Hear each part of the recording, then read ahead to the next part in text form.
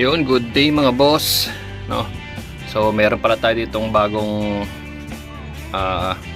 collapsible na dog cage. Paano masabi?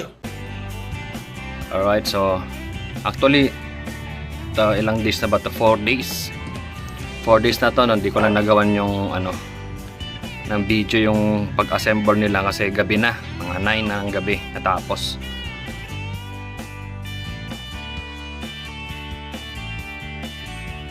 So yun, papakita ko lang itong cage na to is 3x4 and by 4 collapsible yan mga boss.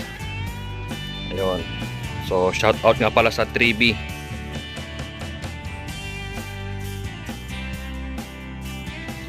Metalworks, ayan mga boss. So nilagyan ko na lang ng mga sako-sako sa gilid pangharang sa sa init. So yan mga boss, no. So pinakita ko lang.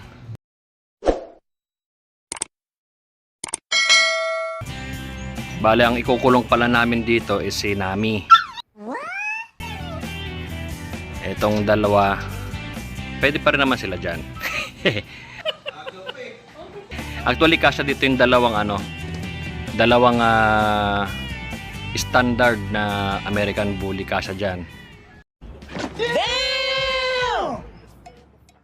Sorry, nilagay ko pa na nga yung Aspin pa dito eh. Bali silang lahat, nilagay ko 6, 3 puppy, 3 malalaki. Huwag mong subukan. Masisira ang buhay mo.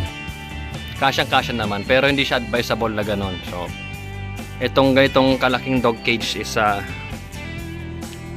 pang isa lang kung ang aso nyo is malalaki mga boss.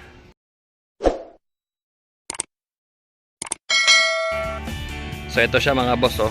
Pinatungan ko na ng pero may yero yan, collapsible din yung bubong niyan. Mga boss, ayan oh, may tornilyo.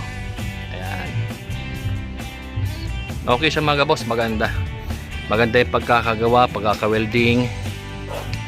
Ayan. Tsaka hindi siya wala siya yung mga sobra-sobra. Hindi siya nakakasugat ng kamay. So yun lang mga boss, sinare ko lang. 3B Metalworks mga boss, baka gusto nyong magpagawa din ng dog cage, ilalagay ko na lang sa description yung page nila.